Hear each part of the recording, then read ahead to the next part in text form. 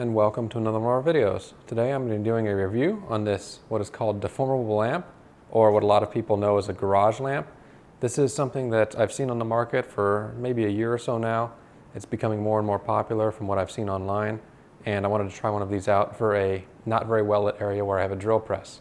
So basically what this is a radar shaped lamp with 3 LED panels that are able to adjust in terms of angle, and it screws into a standard Edison-based socket. So it's great, simple, easy retrofit to take an old bulb out of a location where you want more light and screw this in, and you have a lot more light. This thing's rated for, I believe, 8,000 lumens. It's 6,000 Kelvin color temperature, so it's going to be very white on the with a slight bluish tinge, kind of like a daylight light bulb if you're familiar with those. You can see the voltage is rated for is 85 to 265 volts, so that's going to work around the world. And what I'm going to do is test it out, not where I'm actually going to end up putting it, but in a room that's going to allow me to demonstrate the difference between this and a standard CFL or incandescent, that type of bulb, just a standard soft white bulb that you see in a lot of houses. So a great application for this is going to be in a shop, in a garage, anything like that, where you happen to have standard Edison-based sockets in your ceiling, and you want to switch to something that gives you a lot more light.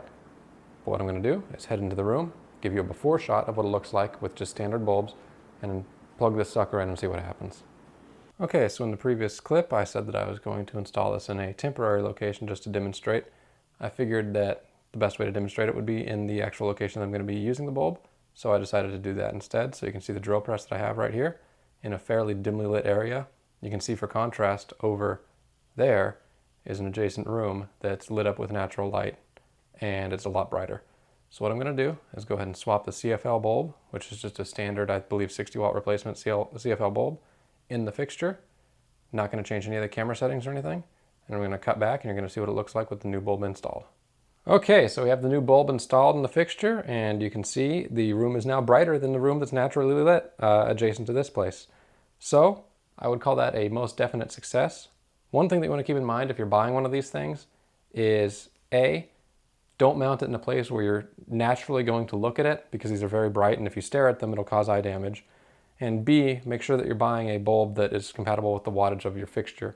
The fixture that I have is going to be replaced at some point with something that can handle the wattage of this bulb, but this particular one is an 80 watt bulb, and the fixture is unlabeled, but I'm assuming it's basically a standard 60 watt fixture.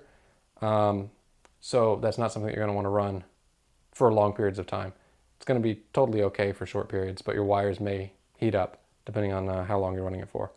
So definitely a fantastic product, at least initially. I will report back in the comments below to, if there's any problems with it, just to let you know what goes on with it.